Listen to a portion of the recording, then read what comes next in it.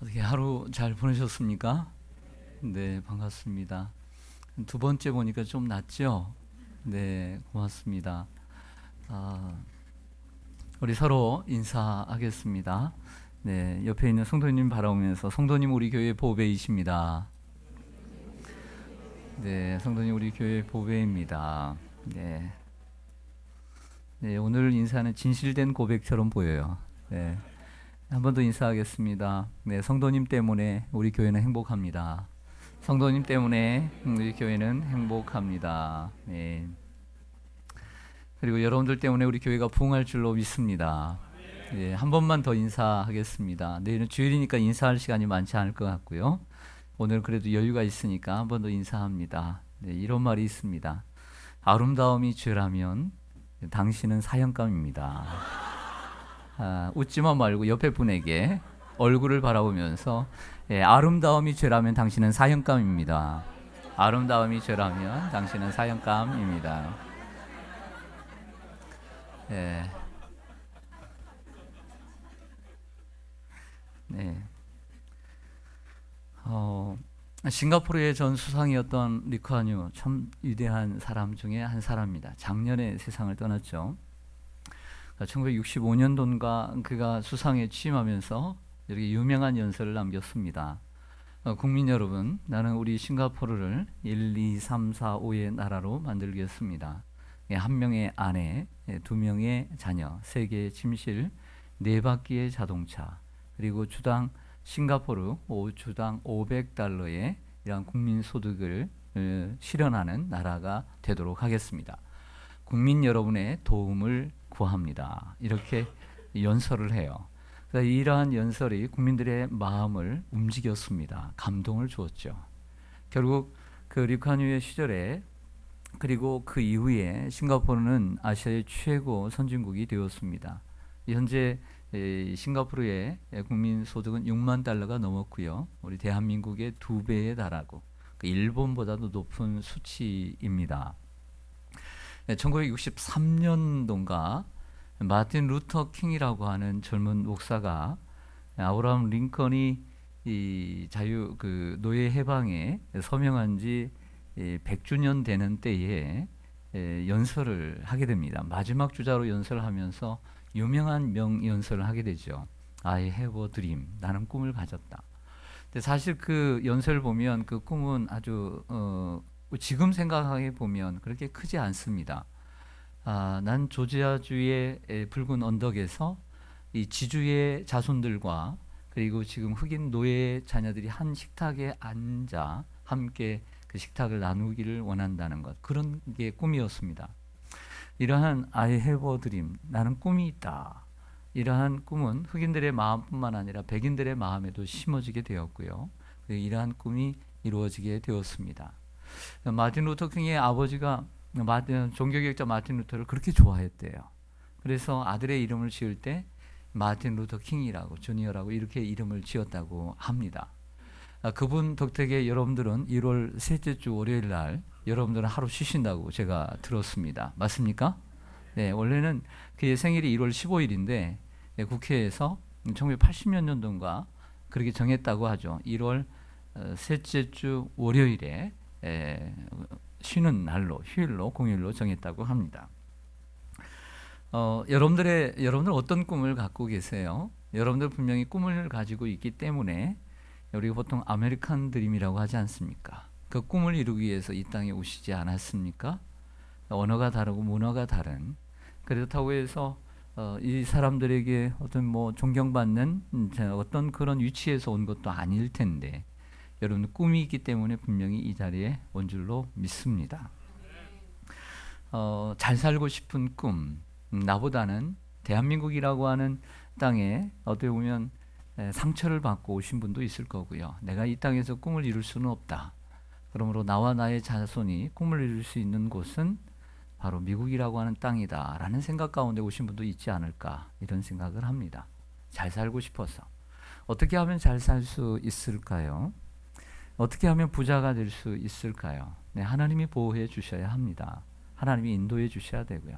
그러니까 하나님 말씀대로 살아야 되는데 우리가 부자가 되기 위해서는 말라기 3장 10절에 보면 만군의 여호와가 이르노라. 너희 온전한 11조를 창고에 들여 나의 집에 양식이 있게 하고 그것으로 나를 시험하여 내가 하늘문을 열고 너희에게 복을 쌓을 곳이 없도록 붙지 아니하나 보라. 이런 말씀을 하고 있습니다. 미국도 11조 하죠. 예, 그래서 잘 하시는 뭐 잔소리 같은 얘기지만 그래도 하고 싶습니다. 11조는 무엇이냐면 우리 모든 하나님의 사람들이 하나님에 대한 믿음의 고백입니다. 믿음의 고백이고 그리고 성도의 의무입니다. 그전 말씀을 보면 이스라엘 백성들을 향해서 뭐라고 얘기하냐면 너희가 어찌하여 나의 것을 도둑질했느냐. 11조는 하나님의 것이에요. 하나님의 것이기 때문에 그것을 내지 않으면 드리지 않으면 도둑질한 거가 되는 것이죠. 엄밀한 의미에서 보면 11조는 헌금이 아닙니다. 하나님의 것이기 때문이죠. 헌금이란 하나님의 것을 드리고 나머지를 드리는 것을 헌금이라고 할 수가 있는 것이죠. 그러므로 이러한 헌금은 모든 것이 하나님의 것이다 라고 하는 것을 고백하는 우리의 신앙의 고백인 줄로 믿습니다. 모든 것이 하나님의, 물질이 하나님의 것임을 고백할 때 11조를 드릴 수 있는 것이고요. 우리의 모든 생명이 하나님의 것임을 고백할 때 일주일의 하루인 주일을 온전히 오늘 하나님 앞에 드릴 수 있는 것입니다. 그것이 우리의 신앙의 고백이 돼야 되는 것이죠. 또한 11조는 모든 사역의 기초가 됩니다. 나의 집에 양식이 있게 하고 하나님의 집에 양식이 있게 하는 것. 하나님의 교회를 이루어가는 또 움직여가는 동력은 헌금일 수 있는데 그 헌금의 대부분이 11조라고 하는 것입니다. 나의 집에 양식이 있게 하고 사역의 기초가 되는 것입니다. 또한 그러므로 교회를 진정 사랑한다면 11조를 드려야만 하는 것이죠. 교회를 사랑한다면, 내가 교회를 사랑한다면. 그리고 이러한 헌금을 통해서 하나님의 나라가 세워지게 되는 것이고요. 그리고 11조는 본 교회에 드려야만 합니다. 내가 등록되어 있는 교회. 우리 교회가 크든 작든 상관없이 내 교회에 드려야 하고 나머지 10분의 9를 통해서 선교 헌금을 하든지 남을 돕든지 해야 하는 것이죠. 이것이 바른 자세라고 할 수가 있습니다. 또한 11조는 축복의 통로라고 말합니다. 하늘문을 열고 복을 쌓을 곳이 없도록 붙지 아니하나 보라고 했습니다. 하나님의 축복이 바로 이 11조를 통해서 오게 되는데요. 어떤 축복을 주냐면 메뚜기, 즉 황충을 금한다라고 했습니다. 즉 우리의 삶에 불필요한 것들을 제해 주시고 필요한 것들만을 허락해 주시는 하나님의 보호의 축복이 바로 11조에 있다. 그리고 또 하나는 이방인들에게 이방인들이 복되다 하리라 그랬거든요. 말라기 3장 마지막 절 보면 즉 이 말은 우리의 이웃들에게 선한 증거가 될 수 있도록 우리가 복되게 살아야 된다는 거예요. 우리가 너무나 힘들게 살면 어렵게 살면 덕이 안 되잖아요. 본이 안 되기 때문에 이방인들에게 본이 되게 하려 함이라. 그래서 이러한 물질의 복이 우리에게 필요한 줄로 믿습니다. 그러나 사람들은 간혹 이런 얘기를 합니다. 11조는 율법이기 때문에 하나님 앞에 드릴 필요가 없다라고 얘기하는데 창세기 14장에 보면 아브라함이 롯을 구하러 갈 때에 그를 구하고 전리품을 가지고 왔을 때 멜기세덱이라고 하는 샬롬 왕을 만나게 됩니다. 그 샬롬 왕을 만날 때 자기의 11조를 드리게 되지요. 창세기 28장에 보면 야곱이 형에게 도망을 칠 때 루스라고 하는 베델에 돌을 베고 자지 않습니까? 그때 사닥다리를 통해 환상을 통해 그 위에 계시는 하나님을 만나게 되는 것이죠. 그 주님을 만남으로 그의 삶이 변하기 시작합니다. 조금씩. 그러면서 이런 고백을 합니다. 하나님, 내가 무사히 이곳에 돌아오면 하나님 앞에 내게 11조를 드리겠습니다 라고 고백을 드리죠. 즉 이때는 모세의 율법이 있기 전 500년 전 이전입니다. 그러므로 율법 이전에 11조는 존재했다라고 말할 수가 있는 것입니다. 이 11조는 율법이 아니에요. 은혜입니다. 11조는 율법으로 드리는 것이 아니라 은혜로 드리는 예물인 줄로 믿습니다. 또 신약에 와서도 그렇습니다. 구약의 제사가 사라진 것처럼 예배가 된 것처럼 이제는 11조가 필요 없다라고 주장하는 그리스도인들도 간혹 있기도 하지만 그렇지 않습니다. 마태복음 23장 23절에 보면 예수님께서 친히 말씀하시기를 화 있을진저 외식하는 서기관과 바리새인들이여 너희가 박하와 회양과 근치의 11조를 드리면서 율법에 더 중한 바 의와 인과 신은 버렸도다. 그러나 이것도 행하고 저것도 버리지 말아야 할지니라. 즉 이 말은 율법에 더 중한 바 의와 인과 신은 더 지켜야 되지만 하나님 앞에 드리는 11조 또한 함께 드려야 된다라고 말씀함으로써 예수님께서 이에 대한 마지막 결론을 내려주셨다고 생각을 합니다. 그러므로 이러한 온전한 11조를 하나님 앞에 드림으로써 하나님이 약속하신 축복을 여러분들이 받아 누리시기를 주님의 이름으로 간절히 축원합니다. 여러분들의 꿈은 무엇입니까? 지금까지 살아오시면서 여러분들이 꿈을 꾸었을 것입니다. 그리고 그 꿈을 이루었습니다. 어떤 분은 이루었고 아직 덜 이룬 분들도 계실 것입니다. 근데 지금 이제 남은 생에 다시 여러분들에게 남은 꿈은 무엇입니까? 사람에게 있어서 가장 힘든 것은 목표를 정해놓고 꿈을 정해놓고 열심히 살아왔는데 꿈을 이루고 난 다음에 절망감과 허무감입니다. 그러지 않기 위해서는 더 너머에 또 다른 꿈을 꾸어야 인생에 의미가 생기는 것이죠. 여러분들이 이곳에 와서 여러분들의 꿈을 이루었다라고 생각되어진다면 여기에서 끝나서는 안 된다는 거죠. 더 꿈을 꾸어야 된다는 거죠. 그런 생각하지 않습니까? 내가 좀 더 꿈을 더 크게 꾸었으면, 내가 이 꿈도 이루었는데 좀 더 꿈을 크게 꾸었으면 그 꿈도 분명히 이루었을 것이다 라는 생각을 하신 분들이 있으리라고 생각합니다. 그럼 더 이상 후회하지 마시고 다시 꿈을 꾸시기를 주님의 이름으로 간절히 소망합니다. 여러분들이 지금 남은 생에 여러분들 인생의 꿈은 무엇입니까?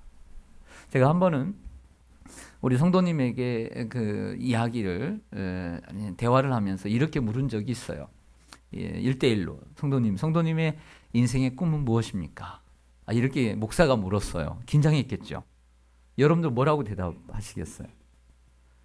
오늘 특송하신 분 어디 계세요?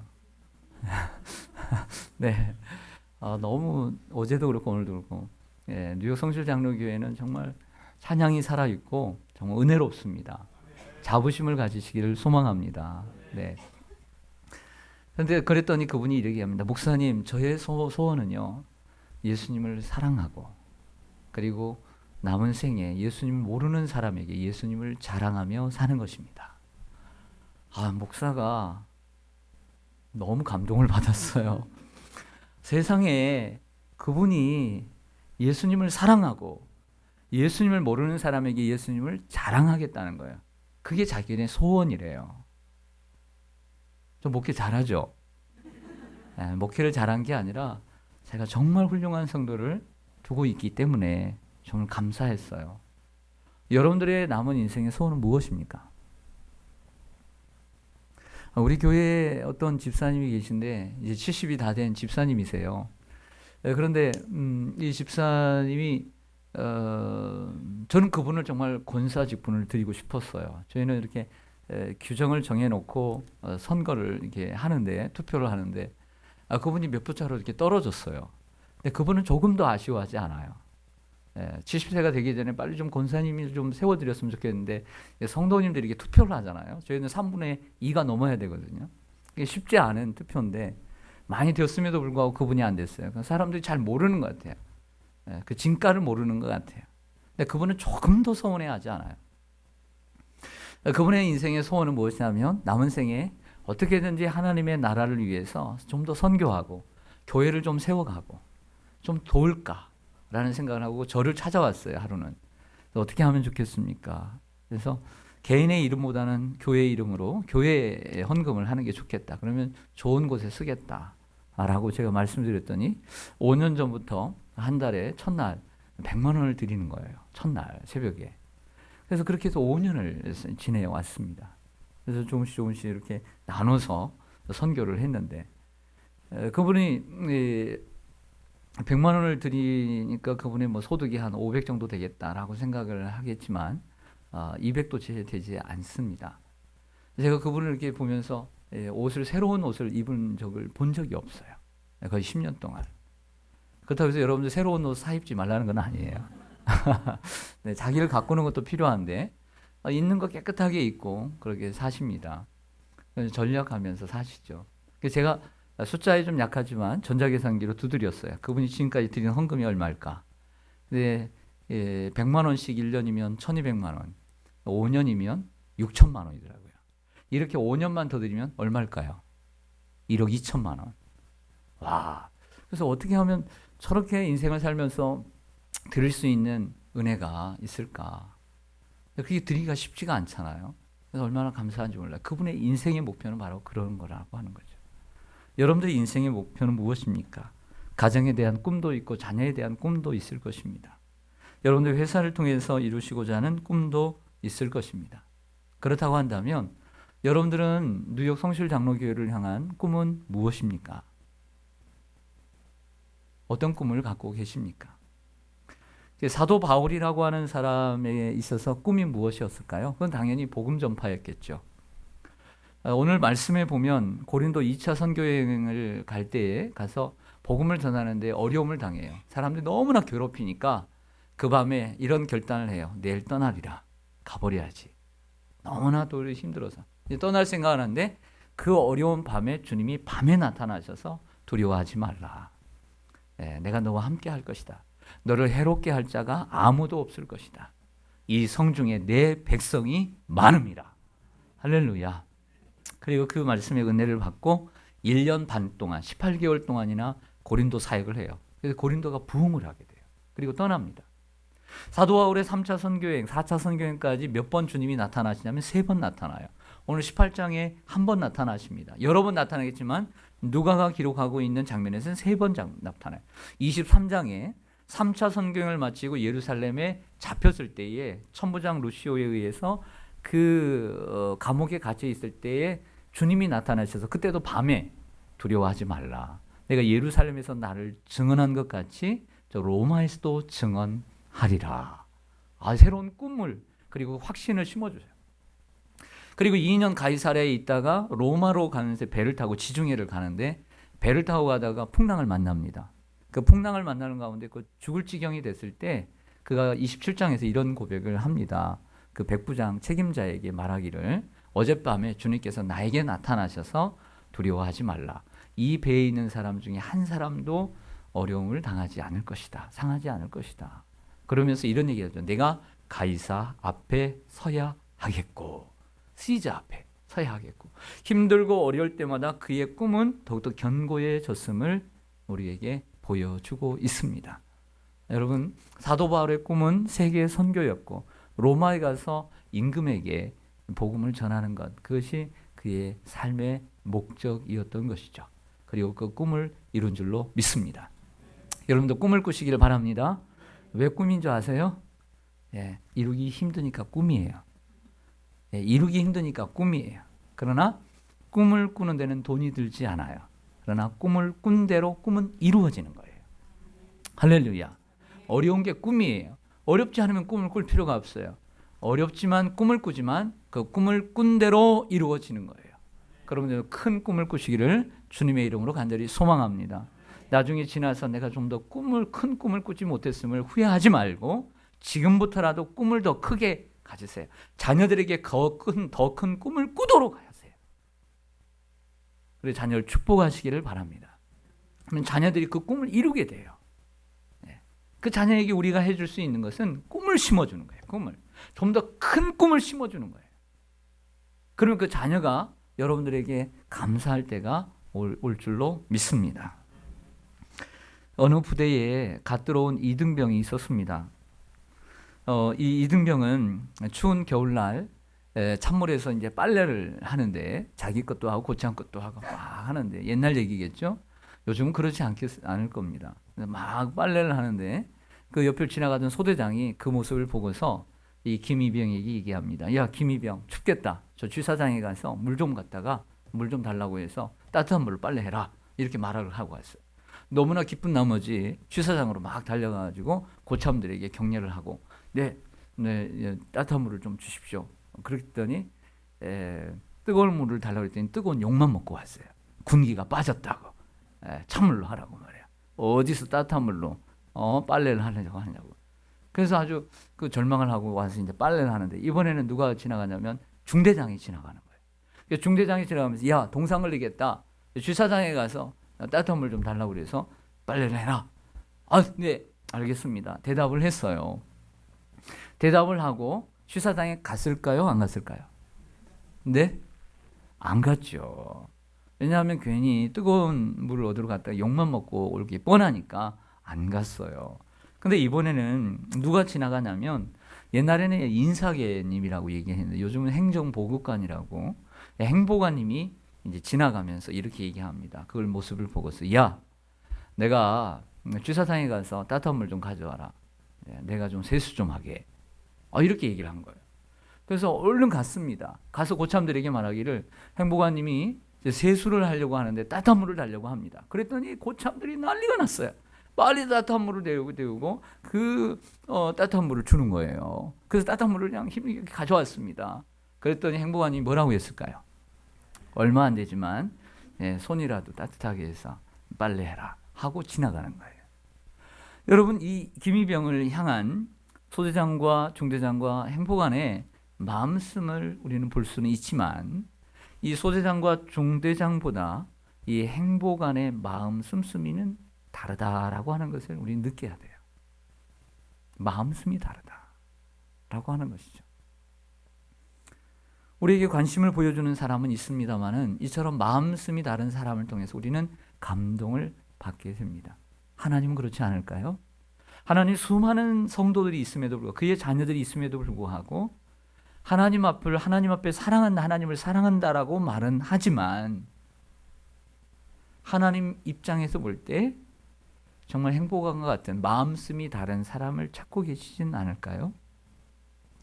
여러분들이 잘 알고 계시는 이 성경 66권 속에 하나님이 하나님의 그 사람들을 어떤 사람들을 기억하시고 하나님께서 그들을 사용해 주셨을까요? 마음씀이 다른 사람들이죠. 다윗의 이야기를 좀 하려고 합니다. 여러분 다윗 좋아하시죠? 다윗의 꿈이 있었어요. 다윗의 꿈은 왕이 오르는 꿈이 아니라 왕이 오르고 난 후에 주님께서 어떤 정치적인 안정, 경제적인 부흥을 허락해 주셨어요. 적들을 물리쳐 주시고 평온한 삶이 되었습니다. 이때 임금들은 왕들은 생각하기를 좀 더 먹고 마시고 누리려고 생각하지만 다윗은 생각하기를 자기를 왕위에 올려주신 하나님, 그 하나님 앞에 감사하고 더 주님 앞에 주님을 더 사랑하려고 하는 마음으로 가득 차게 되었습니다. 그러다가 그가 하루는 나단 선지자를 불러서 사무엘하 7장에서 이런 이야기를 합니다. 하나님이 복 주셔서 이러한 적을 물질러 주시고 이렇게 평안함을 주셨는데 나에게 소원이 있다. 무엇입니까? 하나님의 집이 천막에 있다. 하나님의 법궤가 지금 천막 안에 있다. 나는 백향목궁에 거하면서 어찌 위대하신 하나님이 어찌하여 천막 속에 거할 수가 있느냐 라고 하면서 내가 하나님의 집을 지어드리고 싶다라는 고백을 해요. 그러니까 나단 선지자 하나님께 여쭤보지도 않고 오케이 마음대로 하세요. 참 좋은 생각입니다.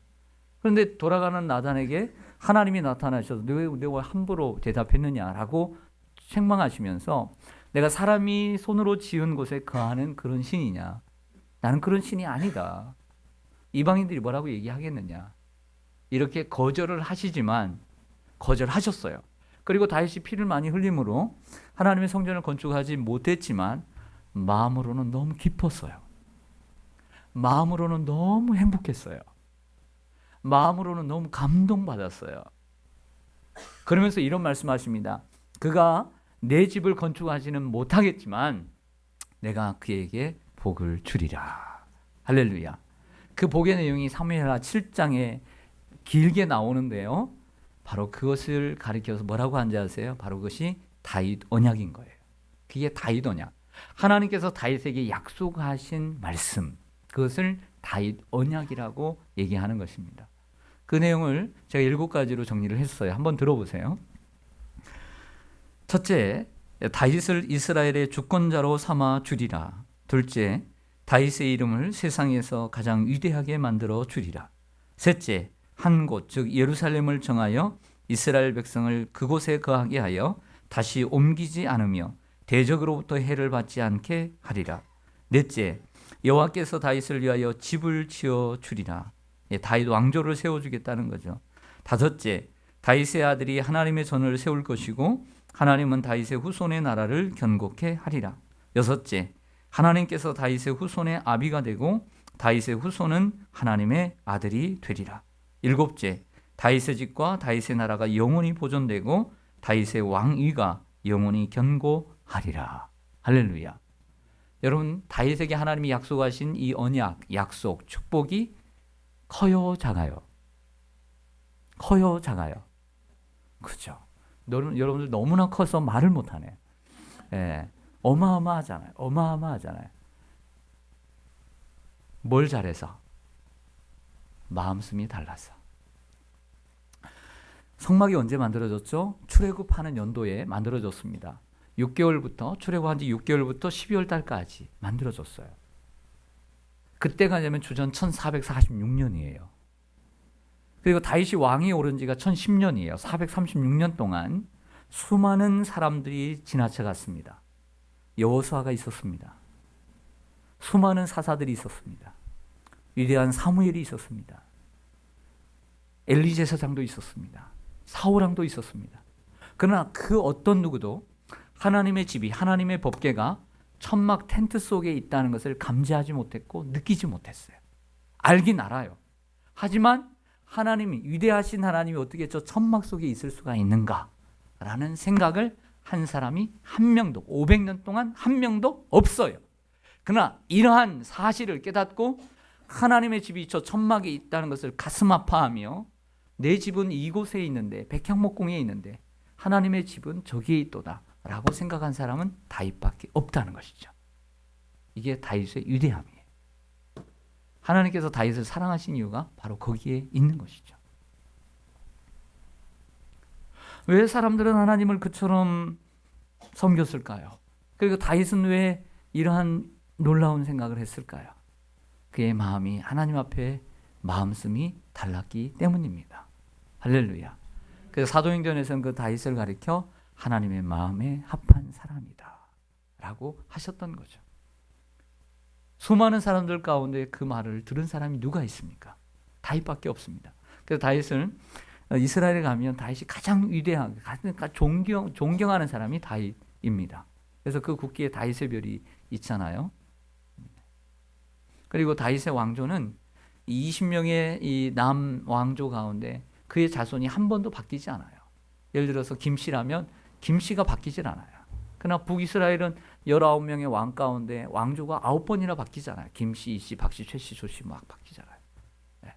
그러나 남왕조는 한 번도 바뀌지 않아요. 하나님의 약속이 있었기 때문이죠.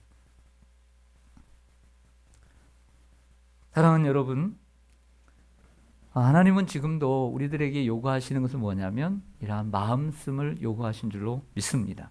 다윗의 꿈이 무엇이었느냐? 하나님을 더 사랑하는 것.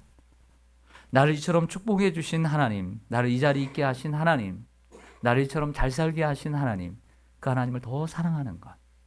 이것이 다윗의 꿈이었습니다. 그리고 그 꿈은 자녀를 통해서 이루어지게 되는 것을 보게 됩니다. 좋은 꿈을 꿔야 될 줄로 믿습니다. 할렐루야. 제가 올해 참 좋은 만남을 가진 분이 계세요. 그 수요일하고 금요일 날 어떤 부부가 예배에 참석을 하시더라고요. 그런 분들은 대부분 다 다른 교회를 다니는 분들이거든요. 그러니까 본교회를 다니니까 주중에 뭐 직장 때문에 교회를 나오신다 생각을 했는데 저는 우리 교회 오시면 잘 안 물어보거든요. 감동을 받으면 알아서 등록을 하도록 하는데 뭐 다른 교회 다니시니까 나중에 알게 된 사실인데 저희 바로 그 건너편에 형제주유소가 있었는데 경제가 뭐 어려워가지고 문을 닫았어요. 몇 달 동안. 근데 그 새로운 주인이었던 거예요. 근데 강남의 청담동에 그 새벽별 교회 장로님이시더라고요. 장로님이신데 거기 이제 나오게 되었는데 나중에 이제 들어보니까 이런 얘기예요. 이제 좋은 직장을 다녔는데 이제 뭐죠? 그 먼저 내보내는 걸 조기퇴직이라고 그러나요? 명퇴 같은 걸 이렇게 당하면서 그 가스 금융대가 아니에요. 네, 그 가스 충전소를 이렇게 운영할 수 있는 그 권한을 받게 됐나 봐요. 그래서 그걸 하려고 했는데 마침 교회가 건축을 해야 되는데 자신이 좀 건축에 대한 은사가 있고 해서 건축위원장을 맡게 됐대요. 그래서 아내가 그 가스 충전소를 2, 3년 동안 운영을 하고 자기를 이게 건축을 하게 됐는데 건축이 참 어렵잖아요. 강남의 땅에 건축을 하는데 교회가 크지 않은데도 불구하고 아주 멋지게 지었어요. 근데 건축을 짓고 난 다음에 좀 어려움이 있었던 것 같아요. 그래서 본교회에 다니지 않고 주중에는 우리 교회를 나오셨던 거죠. 가게가 앞에 있으니까. 나름대로 은혜를 좀 받으신 것 같아요. 근데 나중에 한 얘기인데 그분이 이제 그렇게 건축을 하고 난 다음에 하나님께서 주신 게 뭐냐면 바로 그 형제 주유소, 그 주유소를 선물로 주신 거예요. 놀라운 선물이죠. 그리고 그 이름을 경복에너지라고 바꿨더라고요. 그래서 저는 경복에너지가 경복궁인가 했더니 그 여자 집사님 이름이 안경복 집사님이에요. 그 아내 이름을 갖다가 경복에너지라. 네. 그런데 얼마 후에 저에게 전화가 왔어요. 목사님 1km 떨어진 곳에 그 또 주유소가 놀고 있었는데 그 주유소를 셀프 주유소로 바꿔가지고 아주 값싼 값에 저희가 또 운영하게 됐다고. 왜 저한테 연락을 해요? 네. 또 연락이 왔어요. 목사님 저기에 버스가 한 10대 가까이 되는데 우리 주유소를 이용하기로 연락이 왔어요. 또 왜 저한테 연락을 해요? 그분이 이제 어려움을 당할 때 건축 후에도 어려움이 있거든요. 그래서 저는 어떻게 중직이라고 하는 것은 그 교회에 뿌리를 내리기 위해서 임직을 받은 거 아닙니까? 그래서 열심히 다니시라고. 한때는 저희 교회로 옮길 생각도 있었대요. 제가 끌면 오실 것 같은데 그렇지 않았죠. 어떻게 그렇게 합니까? 지금은 많이 회복이 돼서 제가 그랬더니 요즘은 이제 오시지 않아요. 본교회로 수요예배도 본교회로 금요일 그냥 다 본교회로 다니세요. 어떻게 하든지 좋은 관계를 유지하라고 말씀을 드렸습니다. 올해 저희가 그 부속 건물인 그 교육관도 들어가는 그 미래관을 건축을 하고 있는데 그 소식을 들었는지 하루는 건축원금이 들어왔어요. 보니까 건축원금이 들어왔어요. 남의 교회잖아요. 근데 얼마 들어왔냐면 1,000만 원이 들어왔어요. 여러분 놀라지도 않네요. 여러분들 남의 교회에 1,000만 원 하기가 쉬울까요? 어려울까요? 예. 여러분들은 하실 수 있을 것 같은데 저는 정말 놀랐어요. 어떻게 남의 교회에 1,000만 원을 해요? 마음씀이 다르기 때문에. 그리고 항상 하신 말씀이 교회 건축은 하나님의 축복이에요. 네, 이런 말씀을 했습니다. 마음씀이 달라서 하나님께 그렇게 복 주신 줄로 믿습니다. 네. 아브라함의 이야기를 좀 하려고 해요. 믿음의 조상 아브라함은 여러분들 너무나 잘 아실 텐데 그가 하루는 하나님께서 나타나셔서 밤에 이런 말씀하십니다. 아브라함아, 내 아들 이삭을 나에게 번제로 바쳐라. 이렇게 말씀을 하셨어요. 그러니까 아내에게 상의도 못하고 그 다음날 아침에 짐을 꾸려가지고 아들과 함께 두 사환과 함께 모리아산으로 3일 길을 갑니다.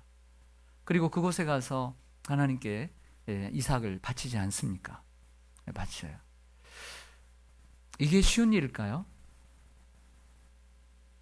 번제란 짐승을 잡아서 피를 내서 드리는, 불태워서 드리는 게 번제잖아요. 이게 쉽지가 않잖아요. 그가 어떻게 드릴 수 있었냐면 그 아들이 미워서 바친 게 아니고요. 덜 사랑해서 바친 게 아니고 그 아들보다 그 아들을 주신 하나님을 더 사랑했기 때문에 바칠 수 있었던 거예요. 하나님이 그의 믿음을 보시고 창세기 22장에서 그렇게 죽이려고 하는 상황에 아브라함아 급하게 부르시면서 만류하시고 그에게 이렇게 말씀하십니다. 들어보세요. 내 아들 내 독자라도 아끼지 아니하였은즉 내가 너에게 큰 복을 주고 내 씨가 하늘의 별과 같고 바닷가의 모래 같게 하리라. 할렐루야. 이 복이 커요, 작아요? 크죠. 어마어마한 복이에요. 이 순간을 드림으로써 영혼을 살게 되었던 것이죠. 여러분, 우리의 인생 일대에도 한 순간을 드림이 필요해요. 우리는 항상 드리고 싶지만 우리의 삶이 그렇지 않잖아요. 항상 드릴 수는 없지만 여러분들의 인생 가운데 이렇게 온전히 하나님 앞에 뭔가를 온전히 드리는 한 순간이 필요해요. 그 순간을 드리면 영혼을 살게 되는 거예요. 그 순간을 하나님 앞에 드리는 그 순간이 여러분들의 인생에도 있어야 되는 거예요. 그 순간을 기억하신 하나님께서 여러분들에게 은혜 주시고 여기까지 인도해 주셨다고 믿습니다. 그 순간을 여러분들이 드렸기 때문에 여러분 평생을 인도해 주신 거예요. 아직 살 날이 많은 분들, 아직도 할 일이 있다라고 하신 분들은 다시 한번 마음을 가지세요. 하나님, 내가 하나님이 원하실 때 그 순간을 드리겠습니다. 그러면 하나님께서 그 순간을 기억하시고 하나님이 복 주실 줄로 믿습니다. 예. 이게 하나님이 쓰시는 방법이에요. 하나님은 아브라함의 사랑을 확인하고 싶었던 거죠. 하나님은 자꾸 사랑을 확인합니다. 여러분들의 아내들은 아니죠. 아내가 여러분들 남편에게 자꾸 사랑을 확인해야 안 해요. 나 사랑해? 나 사랑해. 그러면 남편들은 뭐라고 하죠? 왜 자꾸 물어? 알면서. 이게 회피할 때가 있습니다. 사랑을 이렇게 사랑하는데 왜 사랑을 확인하려고 하죠? 그 여자분들에게 물어봐야 돼요. 저는 잘 모르겠어요. 여러분들이 마찬가지로 하나님은 여러분들에게 사랑을 확인하고 싶어 해요. 네가 날 사랑하니? 한 번 하고서 끝나는 것이 아니라 자주 물으세요. 네가 날 사랑하니? 그래서 예수님께서 베드로에게 3번 부인하고 실망하고 있는 베드로에게 나타나서 내가 나를 사랑하니? 라고 물으시잖아요. 처음 부르실 때만 물으시는 것이 아니라 자꾸 물으신다니까요. 기회가 있을 때마다. 여러분, 하나님 사랑하십니까? 그리고 그 무엇보다도 하나님을 사랑하십니까? 네, 그 고백을 대답을 할 수 있어야 합니다. 그러면 이삭이 어떤 존재냐에 따라서 우리는 그 아브라함의 헌신이 얼마나 위대한가를 알 수 있어요. 그는 무자했습니다. 갈대아 우르를 떠나서 하란 땅에서 아버지 되라가 죽고 갈 바를 알지 못하고 순종하며 왔습니다. 조카 롯밖에 없었습니다. 삶이 부유해지자 롯도 분가해버리고 말았어요. 자녀가 없었어요. 그러나 하나님이 75세에 약속하신 그 아들을 100세에 얻었어요. 얼마나 귀해요. 눈에 넣어도 아프지 않아요. 근데 그런 아들이 이제 10대의 소년으로 참 멋있게 자라고 있는데 그런 아들을 바치라고 하니, 가장 소중한 때에 바치라고 하니 얼마나 그의 마음이 아팠겠습니까? 그러나 그 아들을 바치는 그 마음을 하나님이 인정하신 거죠. 인정하신 거예요. 그래서 내가 나를 사랑하는 줄 이제 알았다. 인정하시는 거예요. 여러분들 인생에도 이처럼 하나님 여러분들 인정하시는 순간이 필요해요. 그럼 하나님 그 한 번의 인정으로 평생을 책임져 주세요. 혹이라도 잘못해도 순간순간 여러분들이 하나님 앞에 불충해도 하나님은 사랑이 많아요. 천대까지 복을 내려주시는 분인 줄로 믿습니다. 우정이 두터운 두 친구가 있었습니다. 한 명의 친구는 똑같이 결혼을 비슷하게 했는데 5명의 아들이 있습니다. 근데 한 명의 친구는 아들이 하나도 없고 딸도 없습니다. 근데 절친한 친구예요. 절친이에요. 너무나 가까운, 형제보다 가까운 친구이기 때문에 이 무자한 친구가 하루는 고민하고 그 친구에게 이런 솔직한 고백을 합니다. 어렵게 입을 열었습니다. 친구야, 너는 나보다 정말 귀한 친구 아니냐? 근데 너는 아들이 5이 있고 나는 아들이 하나도 없는데 정말 내가 어렵게 고민하고 얘기한다. 네 아들 중에 하나만 나에게 달라. 이렇게 얘기를 했어요. 그랬더니 정말 그건 내가 못 주겠냐. 나도 생각하고 있었다. 그래서 집에 가서 이제 고민을 합니다. 누굴 줄까? 첫째 아들을 생각하니까 장자라서 줄 수 없어요. 어떻게 대를 이어야지. 두 번째 애를 생각하니까 애가 어릴 때부터 너무 골골해요. 아파요 지금도. 이런 애를 줬다가는 욕을 먹을 것 같아요. 그 셋째 애를 딱 주려고 하니까 너무 똑똑해요. 미국에 가서 변호사를 만들어도 될 것 같아. 너무 똑똑해. 뭐가 돼도 될 것 같아요. 의사를 만들든지. 너무 아까워서 못 주겠어. 넷째를 주려고 했더니 현빈보다도 잘생겼어요. 너무너무 잘생겼어요. 너무 아까운 거예요. 제일 잘생겼어요. 5번째 막내를 주려고 했더니 너무 귀여워요. 그래서 줬을까요? 못 줬을까요? 누가 지어놓은 얘기겠지만 5명의 아들이 있어도 친구에게 주지를 못해요. 죽이는 것도 아니고 양도하는 건데, 양자 삼는 건데도. 아브라함이 하나님 앞에 자녀를 한 명밖에 없는 자녀를 드린 것은 쉬운 일이 아니라는 거죠. 아브라함이 그냥 복을 받았다라고 생각하면 안 된다는 말씀을 여러분들에게 드리는 거예요. 복을 쉽게 받으려고 하면 안 된다라는 말씀을 드리고 싶은 거예요. 뭔가 달라야 된다. 그래야 하나님이 복을 주신 줄로 믿습니다. 여러분, 솔로몬의 이야기를 좀 할게요. 솔로몬의 인생은 그래프를 그리면 그는 아버지의 후광을 받아서 이렇게 시작한 아들이에요. 정말 금수저를 물고 태어났어요. 금수저를 물고. 요즘 얘기로 얘기하면 그렇게 살았지만 쭉 가다가 그의 인생이 어떻게 되냐면 이렇게 떨어졌어요. 이렇게 떨어져. 이방 신을 섬기는 자리까지도 내려갔던 그가 바로 솔로몬이었어요. 근데 하나님께서 그 솔로몬의 인생 가운데 그처럼 복을 주신 중요한 터닝 포인트, 그 기점이 있어요. 그 뭐냐면 바로 그가 왕위에 올라서 겸손하게 하나님 앞에 기본 산당에 올라가 1,000번제를 드렸던 사건이에요. 하나님, 나는 작은 아이입니다. 아버지는 이처럼 나라를 잘 다스렸는데 저는 정말 자신이 없습니다. 1,000번제를 1,000번을 드렸는지 1,000마리를 드렸는지는 중요치 않아요. 자신의 것을 다 드렸다는 것이죠. 하나님, 다윗에게 함께한 것처럼 아버지에게 한 것처럼 나에게도 함께 해달라고 하나님 앞에 간구하자 밤에 하나님이 나타나십니다. 그래도 물으십니다. 얘야, 솔로몬아, 내가 너에게 무엇을 줄까? 그랬더니 뭘 구하냐면 금도 은도 부귀와 영화도 적을 무찌러 달라는 것이 아니라 저 백성을 다스릴 지혜를 주세요. 이런 고백을 해요. 그 마음이 하나님의 마음에 맞은지라. 그 마음이 맞았어요. 그 생각이 하나님의 마음에 맞자 하나님이 그에게 구한 지혜도 주시고 구하지 아니한 부귀와 영화도 주신 줄로 믿습니다. 먼저 그의 나라와 그의 의를 구하라. 그리하면 이 모든 것을 너에게 더 하시리라. 솔로몬이 평생 자란 거 아니에요. 그 한순간을 참 하나님 앞에 잘 드렸어요. 마음씀이 달랐어요. 자신을 위한 삶이 아니라 자신이 다스려야 될 이 백성들을 향한 마음이 달랐어요. 그러니 그 순간을 하나님이 기억하시고 그를 평생 하나님이 보호해 주신 줄로 믿습니다. 마음씀이 달라야 될 줄로 믿습니다. 여러분들이 어느 정치를 하고 계십니까?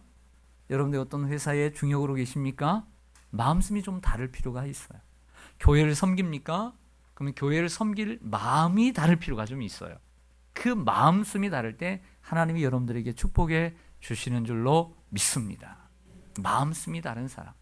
그래서 저는 오늘 꿈 얘기를 좀 하다가 그냥 마음으로 가게 되는데 저는 이제 좀 이런 얘기입니다. 여러분들이 꿈을 꾸되 꿈은 꿈대로 이루어지게 되는데 그 꿈은 바로 우리들의 마음이 향하고 있는 것으로 꿈이 이루어진다라고 하는 것이죠. 수넴 여인의 이야기를 좀 해볼까 해요. 북이스라엘의 엘리야 그리고 엘리사 시대죠. 열왕기 하야에 보면 사마리아 성에서 살던 이 엘리사 선지자가 이 갈멜산에 하나님 앞에 제단으로 올라가는 경우들이 참 많이 있습니다. 하루길이 넘는데 가다가 거치는 곳이 바로 수넴이라고 하는 곳인데요. 항상 갈 때마다 이 목회자를 향해서 하나님의 종을 위해서 수넴이라고 하는 한 여인이 사는 여인이 얼마나 잘 섬기는지 강권에서 데려다가 먹을 것을 준비해서 대접을 하고 이렇게 하는 거예요. 하룻밤 또 잠을 자고 청하고 가기도 하고 그러다가 또 마음씀이 다르니까요. 어떤 생각을 하게 됐냐면 남편하고 상의를 해서 저 다락방에 저 하나님의 종을 위한 방을 하나 만들어 드리자. 그래서 방을 하나 꾸며요. 그리고 거기에 침대도 놓고 책상도 놓고 의자도 놓고 그 다음에 촛대도 놓고 이렇게 편히 쉴 수 있는 이러한 배려를 하게 됩니다. 성경을 보면 이래요. 그 사환인 게하시인가요? 그 게하시를 불러다가 이런 얘기를 합니다. 내가 보니 열왕기하 4장 13절 보니까 게하시에게 이런 얘기를 합니다. 그녀가 우리를 위하여 세심한 배려를 하는도다. 이런 얘기를 해요. 세심한 배려를 하는도다. 예, 그의 가정에 필요한 것이 뭘까? 이렇게 물으니까 게하시가 이 가정에 아들이 없습니다. 아들이 없습니다. 하나님 앞에 기도하죠. 하나님, 저희 가정에 아들을 주시옵소서. 그래서 수넴 여인에게 아들을 주게 됩니다. 나중에 가다 보면 죽기도 하고 다시 또 엘리사가 살리기도 하지만 그건 뒷얘기지만 그 마음씀, 세심한 배려가 바로 하나님의 사람을 감동시킨 줄로 믿습니다. 이건 하나님의 사람을 감동시키는 것을 뛰어넘어서 하나님을 감동시킨 것이고 하나님이 그 가정에 필요한 아들을 주셨다라고 볼 수가 있습니다. 제가 뉴욕에 처음이라고 그랬잖아요. 미국도 처음인데 얼마나 좀 부담됐겠어요. 1년 전부터 부담됐어요. 그런데 목사님, 사모님 세심한 배려. 너무너무 감사하고 너무 고맙고, 저를 편하게 대해주셔서 너무 감사하고, 부족한데 너무 정말 진심으로 제가 고마움을 가지고 있습니다. 여러분, 그 주의 종에 대해서 선대함을 갖는 것 대단히 중요한 줄로 믿습니다. 제가 20여 년 전에 교육전사로 있을 때 보니까 이제 제가 주일학교를 맡았는데 열심히 전도하고 다니니까 주일학교 한 선생님이 꼭 저를 불러요. 불러서 집에서 뭘 대접하는데 곰탕이라는 것을 대접을 하더라고요. 곰탕 좋아하세요? 한번 오십시오. 곰탕. 맛있는 곰탕을 대접해 드리겠습니다. 근데 갈 때마다 곰탕이 있더라고요. 나중에 여쭤보진 못했어요. 집사님, 왜 집사님 댁에는 왜 갈 때마다 곰탕이 있나요? 곰탕이 있을 때마다 불렀는지 그 세심한 배려를 제가 잊지를 못해요. 근데 또 다른 집사님이 한 분 계시는데 겨울철에 저를 불러내요. 그래서 급한 일이 있다고. 그래서 신사동 오거리로 나오려는 거예요. 그래서 나갔죠. 허겁지요. 갔더니 거기에 뭐가 있냐면 그 겨울옷 잠바 파는 그 매장이 있는 거예요. 들어가더니 전사님 겨울 코트 하나 선물해 드리려고 왔다고. 20여 년 얘기죠. 그때 제대로 이제 잠바 하나 제대로 변변한 게 없었나 봐요. 그래서 그걸 선물해 주셨어요. 그러니까 10년 동안 제가 그 입고 다니면서 입을 때마다 제가 감사했죠. 그런데 어려울 때 받는 그 배려, 내가 정말 가난할 때 받는 그 배려 잊지 못하는 거잖아요. 평생. 얼마나 감사한지 몰라요. 제가 1995년도에 그 신대원을 들어갔는데요. 그때가 몇 살인가. 그렇게 해서 들어갔는데 제가 이제 6년 동안 지금 있는 교회를 섬기고 이제 목사 안수를 받고 남양주시 평내라고 하는 교회 교육 목사로 가게 됐어요.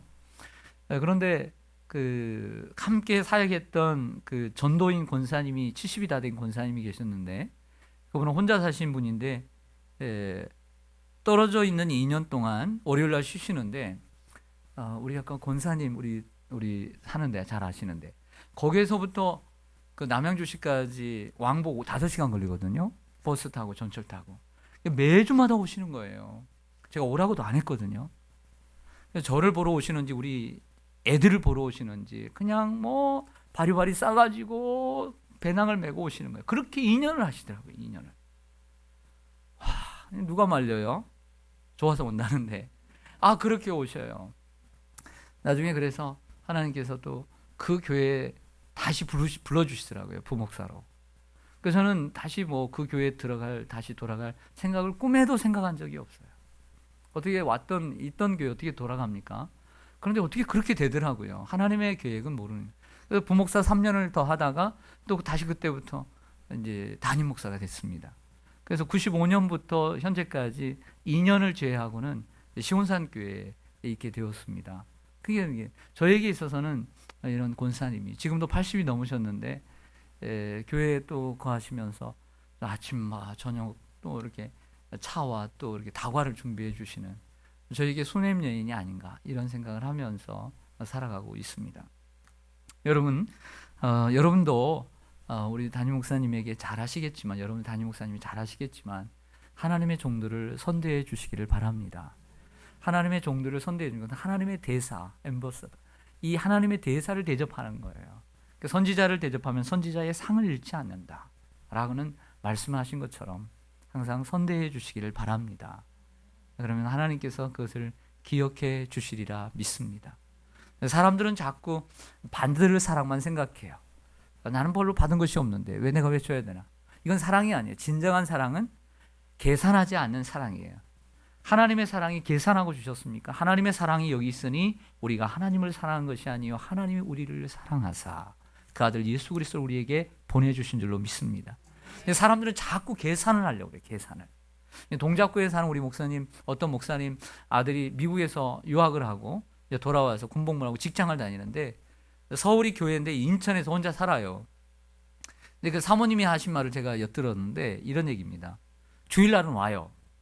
그리고 11조까지는 해요. 아버지가 목사님이니까, 담임 목사님이니까. 근데 자꾸 이렇게 일꾼이 필요하니까 좀 봉사 좀 해라. 이렇게 하니까 엄마한테 딱 잘라 그러더래요. 엄마, 더 이상 얘기하지 마. 난 여기까지만. 와, 무서운 얘기 아닙니까? 이게 무슨 얘기야? 나 주일날 여기 와서 11조 드리고 예배 드리고 이게 끝이라는 거예요. 더 이상 나에게 잔소리하지 말라는 거예요. 와, 세상에. 여러분들 웃으셨지만 이런 성도님들이 있다는 거예요. 목사님, 더 이상 나 건들지 마세요. 내가 얼마나 힘들게 사는데 여기까지 한번 와서 예배 드리는 것도 얼마나 목사님 고맙게 생각하셔야 돼요. 이렇게 당당하신 분들 계시죠? 안 계시나요? 여기는 안 계시는 것 같은데. 근데 오늘 보니까 드럼도 또 뭐 드럼도 기타도 아주 젊은 분들이 하시니까 너무 좋은 것 같아요. 어제 목사님 참 좋아하시더라고요. 네, 늘 쓰셨으면 좋겠어요. 할렐루야. 이번 계기로 이렇게 반환점이 되기를 원합니다. 딱 거기까지만 하려고 하는 사람들, 하나님께서 그 사람 기억하지 않아요. 차고 넘치는 사람을 기억하신다니까요. 오늘 복 받는 비결, 오늘 마지막 시간이니까, 내일은 주일이니까 오늘 마지막 시간 좀 1시간 정도 이렇게 마음껏 전할 수 있는 시간이니까 제가 드리는 거예요. 복 받는 비결이에요. 하나님이 성경을 통해서 우리에게 알려주는 복 받는 비결. 복 받는 비결. 차고 넘쳐야 돼요. 차고 넘쳐야 돼요. 사무엘하는 다윗의 이야기로만 가득 차 있지 않습니까? 근데 사무엘하 23장에 참 재미있는 에피소드가 있어요. 그 블레셋에 있는 블레셋 사람들이 이제 쳐들어옵니다. 그 소식을 들었는데 그들이 어디로 쳐들어왔냐면 다윗의 그 고향인 베들레헴을 점령을 했어요. 자기의 고향을 점령했다는 것은 상징적으로 다윗의 나라를 점령했다는 것이거든요. 그래서 군사를 이끌고 이제 대치를 합니다. 베들레헴에 있고 그리고 건너편에 있어요. 이제 전쟁을 하려고 어떤 계획을 세우겠죠. 세우는 되는데 고향을 바라보니까 자기가 태어나서 자란 고향, 양떼들을 치던 그 동네를 생각하니까 그 고향에 대한 향수가 있잖아요. 저도 그런 향수가 있는 시골에 아주 시골이거든요. 시골에서 태어났는데 어릴 때 저도 이렇게 저희 밑에 한 10m, 20m 우물이 있었어요. 긴 우물이 아니라 깊은 우물이 아니라 좀 얇은 한 2m 되는 우물. 그래서 아침마다 엄마가 시키면 그 바켓으로 들어다가 이렇게 물을 나르고 수도가 있기 전에. 그렇게 여러분들은 안 사셨나요? 아시죠? 예. 그렇게 해서 우물. 학교로 30분 걸어갔다 오면 얼마나 목이 말라요. 목이 마르면 이렇게 쌓아놓은 우물에 딱 어린애가 그 탁 턱을 잡고 고개를 탁 숙여가지고 그 물을 칵칵 그렇게 먹었던 기억이 납니다. 얼마나 맛있는지 몰라요. 1년에 2번씩 청소를 하는데 그 청소는 제가 했어요. 한 2m 정도 되는데 물을 먼저 다 퍼냅니다. 물을 다 퍼내고 난 다음에 이제 청소 도구를 가져가지고 빡빡 밀어요. 그리고 다시 물을 끼얹고 이렇게 해서 물을 다 퍼냅니다. 그럼 아래 이끼가 많이 껴있거든요. 그 청소를 해요. 청소는 제가 했어요. 그러면 그 안에서 물이 쫄쫄쫄 나오는 게 있어요. 그 물이 얼마나 또 맛있든지. 우물에 대한 그런 모습들 얼마나 생각이 나잖아요. 근데 다윗도 생각해 보니까 뭐라고 얘기하냐면 그냥 독백을 던집니다. 저 예루살렘 성문 곁에 우물 정말 맛있는데 이 말을 한마디 딱 해요. 그러니까 그 말을 듣고 있던 3명의 용사가 다윗의 소원을 들어주기 위해서 그 적진을 향해서 나아갑니다. 적진을 향해 나아가서 그들과 싸워서 그 물 부대 주머니에 물을 담아가지고 그 우물을 가져가 와요. 그리고 다윗에게 딱 드립니다. 드시라고. 이게 뭐냐? 그랬더니 왕이 그토록 원하는 그 베들레헴 성문 곁에 우물입니다. 마셨을까요? 안 마셨을까요? 안 마시죠. 나중에 고이 간직했다가 하나님의 성소에 부어드립니다. 이건 물이 아니요 내 용사들의 피라. 다윗이 왜 위대하게 된 줄 아세요? 이처럼 자신을 위해서 물불을 가리지 않는, 계산하지 않는 용사들이 있었기 때문이에요. 그래서 다윗에게는 큰 용사 3명이 있었고요, 작은 용사가 또 있었고요, 여러 용사들이 있었어요. 위대한 사람은 그냥 태어나는 것이 아니라 만들어지는 거예요. 하나님의 사람들에게 이처럼 헌신하는 사람을 통해서 그 교회가 세워지고 나라가 세워지는 거예요. 할렐루야. 그 세 용사, 그 마음씀이 다른 거죠. 자기의 목숨을 버리고 그 우물을 가져오는 그 열심이, 그 마음씀이 다른 거예요. 사랑하는 여러분, 바나바의 이야기를 좀 하려고 그래요. 신학에 나와서 바나바. 원래는 그는 키프로스 구브로의 사람 아닙니까? 그가 자기의 밭이 있는데 그 밭을 팔아서 사도들의 발 앞에 내놓게 됩니다. 그의 이름은 원래 요셉인데 위로를 잘하고 사람들에게 격려를 잘하기 때문에 바나바, 바는 아들이라는 뜻인데 나바, 위로의 아들이라는 이름을 별명을 지어주게 되죠. 후에 그의 소식을 들은 아나니아와 삽비라가 자기도 자기의 땅을 팔아서 하나님 앞에 드리겠다고 가져왔는데 속여서 가져왔어요. 그냥 절반이라고 하고 가져오면 되는데 전부라고 하고 가져왔다가 베드로 앞에서 성령을 속였다고 죽어가지 않습니까? 이때의 말씀을 제가 한번 읽어드릴게요. 베드로가 이르되 아나니아야 어찌하여 사탄이 내 마음에 가득하여 내가 성령을 속이고 땅값 얼마를 감추었느냐. 땅이 그대로 있을 때에는 내 땅이 아니며 판 후에도 내 마음대로 할 수 없더냐. 어찌하여 이 일을 내 마음에 두었느냐. 사람에게 거짓말한 것이 아니요 하나님께로다. 마음이라는 단어가 3번 들어가요. 사탄이 마음속에 들어갔고, 그리고 내가 마음대로 할 수 있는 것이 아니냐. 그러나 그 마음이 잘못되었다는 거예요. 하나님 앞에 마음이 잘못되었기 때문에 온전히 드려지지 못했다라고 하는 것을 얘기합니다. 바나바가 하나님 앞에 쓰는 마음과 아나니아와 삽비라가 하나님 앞에 쓰는 마음의 차별화를 보여주는 내용이라고 할 수가 있는 것이죠. 하나님 앞에 드릴 때도 마음씀이 달라야 될 줄로 믿습니다. 초대교회 당시 스데반 집사의 순교 이후에 예루살렘 교회는 큰 박해를 받고 사도들을 제외한 모든 성도들이 유대와 사마리아에 흩어지게 되었습니다. 그런데 이러한 핍박의 바람이 유대 땅에만 있는 것이 아니라 유대인들이 사는 모든 곳에 임하게 되었습니다. 그 중에 주동자가 바로 사울이라고 하는 사람인데요. 대제사장의 공문을 받고 예수를 믿는 사람들을 죽이고 그리고 감옥에 가두는 권한을 가지고 다메섹, 시리아의 수도인 다메섹으로 가다가 거기서 예수님을 만나게 됩니다. 예수님을 만나고 변화를 받게 되지요.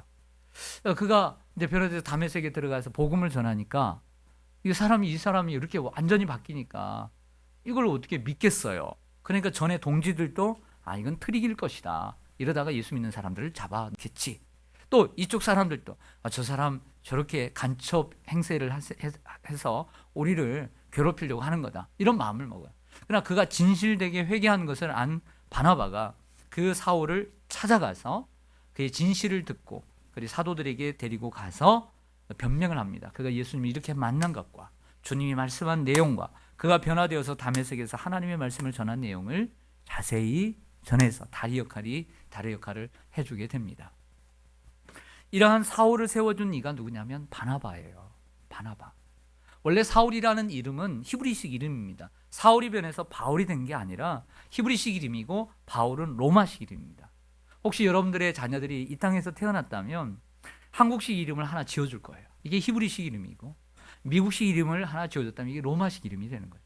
이게 사울이 변해서 바울이 된 것이 아니라 사울과 바울은 동일한 인물이고 이름이고 그리고 누가가 사도행전을 기록해 가면서 말하기를 사울이라고 쓰다가 바울이라고 쓰게 된 것은 그 복음을 전할 때 유대 땅에서 이방 땅으로 복음이 전파되는 순간 바울이라는 이름으로 바꾸게 되는 거예요. 후에 바나바와 바울이 이랬던 순서가 권위가 바나바가 앞에 있지 않습니까? 그러나 13장 중반부터 사울이 앞에 서게 돼요. 그만큼 영향력이 바뀌게 되는 거죠. 바나바는 어떤 사람이었냐면 이러한 하나님의 사람들을 세워주는 사람, 새가족들을 세워주고 하나님의 사람들을 알아볼 줄 아는 사람. 안디옥 교회에서 목회를 하다가 사람들이 많이 모이니까 다소에 가서 그 100km가 되는 곳에 직접 찾아가서 사울을 데려다가 부목으로 세우고 함께 1년간 모여있어 하나님의 말씀을 전함으로써 그 자숙하고 있던 그 사울을 데려다가 하나님의 무대 위에 말씀을 전파하는 무대 위에 세운 사람이 바로 바나바다.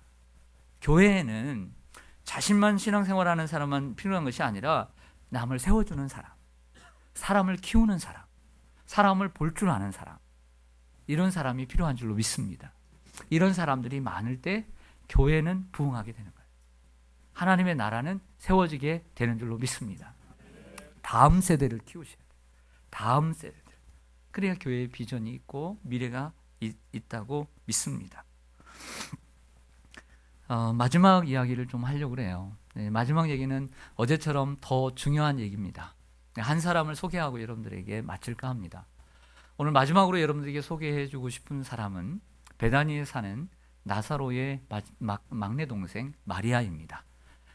요한복음 12장에 나오는 이 마리아, 예수님께서 십자가에 못 박혀 돌아가시기 엿새 전에 일어난 사건을 기록합니다.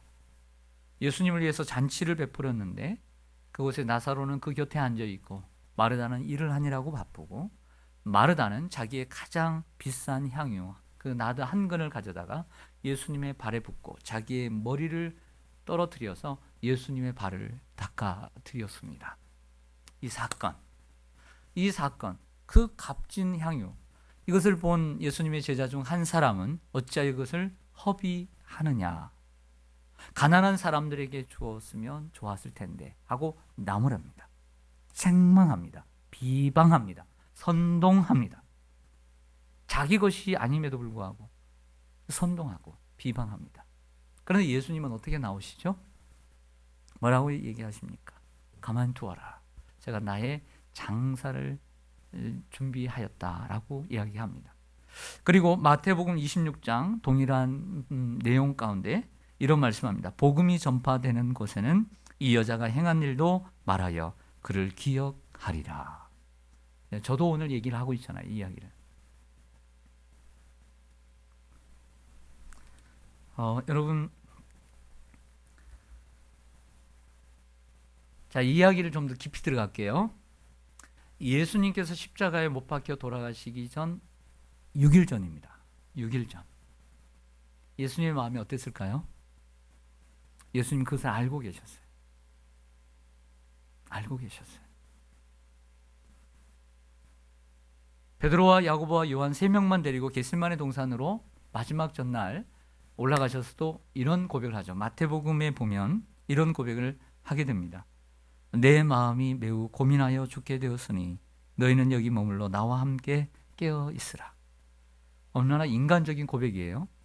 내 마음이 매우 고민하여 죽게 되었으니 너희는 여기 머물러 나와 함께 깨어 있으라. 할렐루야. 베드로와 야고보와 요한만큼은 그 어려운 시절을 다 함께 했잖아요. 특별한 곳에도 함께 갔잖아요. 그러니까 특별한 제자들에게는 특별한 말을 할 수 있었던 거죠. 내 마음이 정말 괴롭다, 힘들다, 아프다, 정말 슬프다, 죽게 되었다. 그런데 그 말을 들었음에도 불구하고 한 귀로 듣고 한 귀로 흘러 잠을 자잖아요.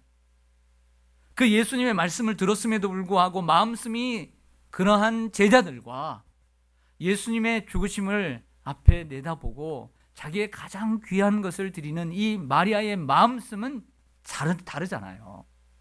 예수님이 얼마나 기뻐했겠어요. 만약에 내가 죽으면 누가 나를 위해서 내 자녀들이 1,000만 원, 2,000만 원 준비해가지고 장례식을 치른다면 그게 어찌 아깝습니까? 내가 평생에 내 자녀들을 위해서 살았는데 그 돈이 어찌 아깝겠습니까? 여러분, 오늘 예수님은 그런 부모를 떠나서 우리의 모든 영원한 생명을 구원해 주신 분입니다. 영원한 하나님의 나라 우리에게 선물로 주고 가시는 분이십니다. 그분의 장례를 위해서 이 비싼 향유 옥합, 그게 어찌 비쌀 수 있겠습니까? 이 마리아의 마음씀이 달랐던 것이죠. 그 마음씀이 다른 마리아를 주님이 기뻐하신 줄로 믿습니다. 주님의 마음을 헤아릴 줄 아는 사람. 예수를 믿는 사람 많습니다. 가룟 유다처럼 믿는 사람 많습니다. 주님을 열심히 믿는다라고 고백합니다. 많은 그의 마음은 가난한 사람에게 있었던 것이 아니라 엉뚱한 데 있었으며 주님께도 있지 않았습니다. 엉뚱한 곳에 있었기 때문에 예수님이 십자가에 돌아가시자 예수님을 팔았을 뿐만 아니라 베드로 또한 예수님을 배반했던 것이죠. 여러분, 우리들의 예수를 믿는 목적이 어디에 있습니까? 우리가 교회를 다니는 목적이 어디에 있습니까? 오늘 마리아는 우리의 신앙생활의 진정한 본질을 보여주는 사람이라고 할 수 있습니다. 언제나 신앙은 우리 예수님께 향해야 될 줄로 믿습니다. 어떻게 하면 예수님의 마음을 기쁘게 해드릴까?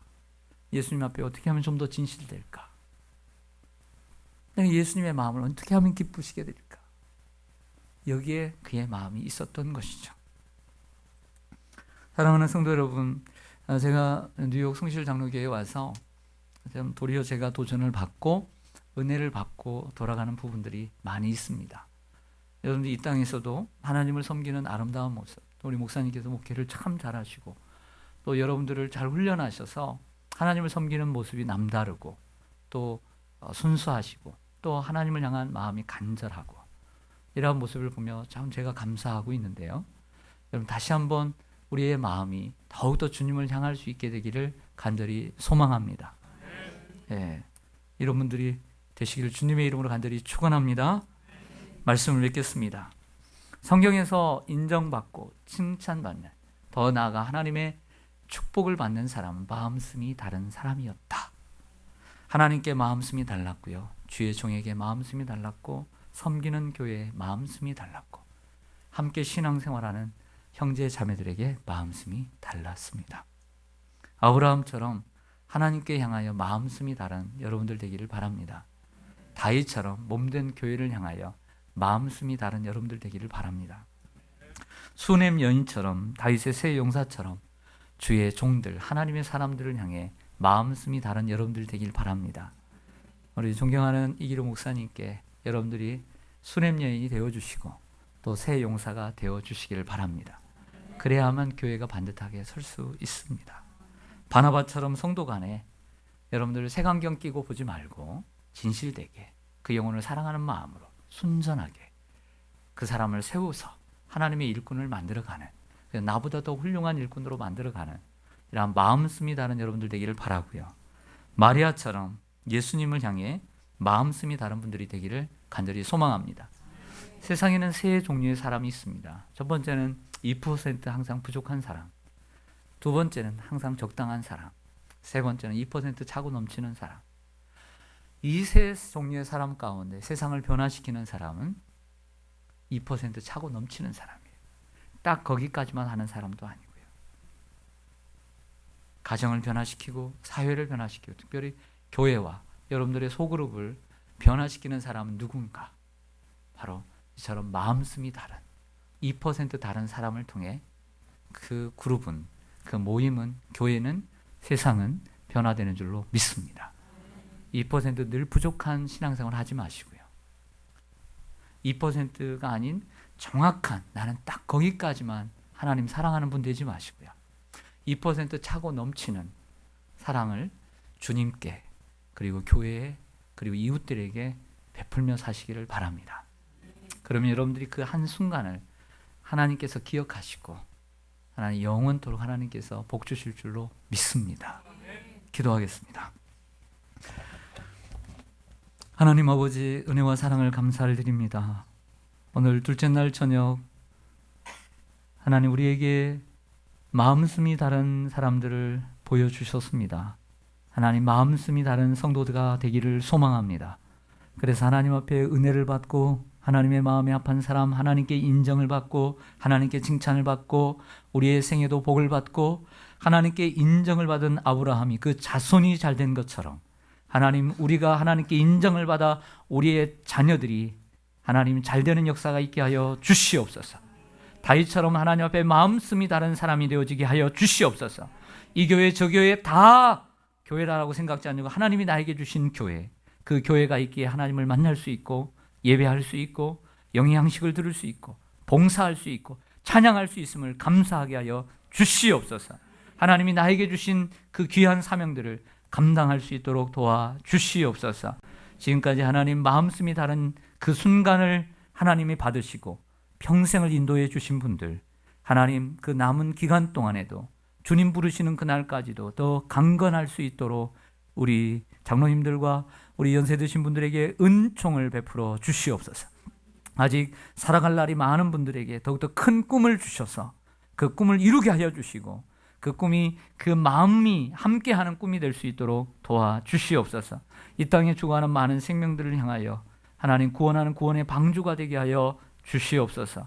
교회를 위해서 늘 헌신하고 또 수고하는 우리 아버지 하나님 모든 지체들 위해 하나님께서 필요한 것으로 먼저 그의 나라와 그의 의를 구할 때 필요한 모든 것으로 갚아 주시옵소서. 예수님의 이름으로 기도드리옵나이다. 아멘. 그리고 우리 찬송 한 장 하고 목사님 나오셨으면 좋겠습니다. 찬송 좀 전에 불렀던 내 마음의 주를 향한 사랑이, 십자가의 길, 순교자의 삶, 이 찬송 부르고 우리 잠시 결단하는 기도를 드렸으면 좋겠습니다. 좀 전에 찬양팀 앞에 나오시니까 좋던데요.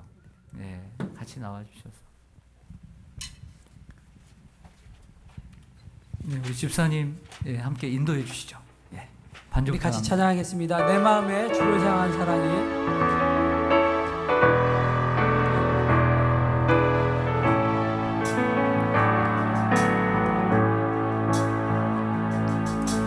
내 마음에 주를 향한 사랑이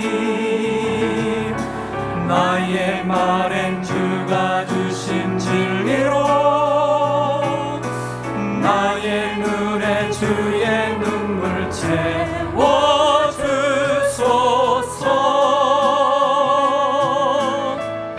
내 입술에 찬양의 향기가 내 입술에 찬양의 향기가 두 손에는 주를 닮은 섬김이 두 손에는 주를 닮은 섬김이 나의 삶의 주의 흔적 남게 하소서. 나의 삶의 주의 흔적 남게 하소서. 하나님의 사랑이 영원히 함께하리. 하나님의 사랑이 영원히 함께하리. 십자가의 길을 걷는 자에게, 길을 걷는 자, 순교자의 삶을 사는 이에게, 순교자의 삶을 사는 이에게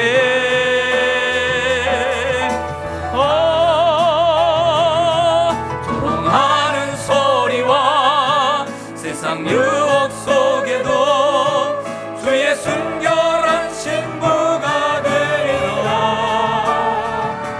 내 생명 주님께 드리리. 다시 한번 하겠습니다. 내 마음의 주를 향한 사랑이 내 마음의 주를 향한 사랑이 나의 말엔 주가 주신 진리로 나의 말에 찬송은 곡조 있는 기도입니다. 주신 진리로 우리의 오른손 가슴에 얹고 나의 눈에 주의 주님의 몸된 교회를 위하여 눈물로 채워가기를 소망합니다. 내 입술에 찬양의 향기가 내 입술에 찬양의 향기가 두 손에는 주를 닮은 섬김이 두 손에는 주를 닮은 섬김이 나의 삶의 주의 흔적 남게 하소서. 나의 삶의 여러분들의 삶이 예수의 흔적이 남기를 원합니다. 하소서.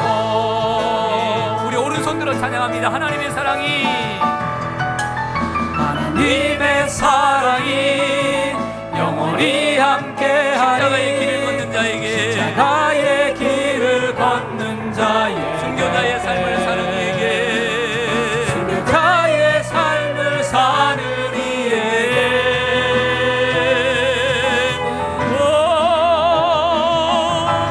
하는 소리와 세상 유혹 속에도 주의 순결한 신부가 되리라. 내 생명 주님께 우리 두 손을 높이 들고 찬양합니다. 하나님의 사랑이 영원히 함께합니다.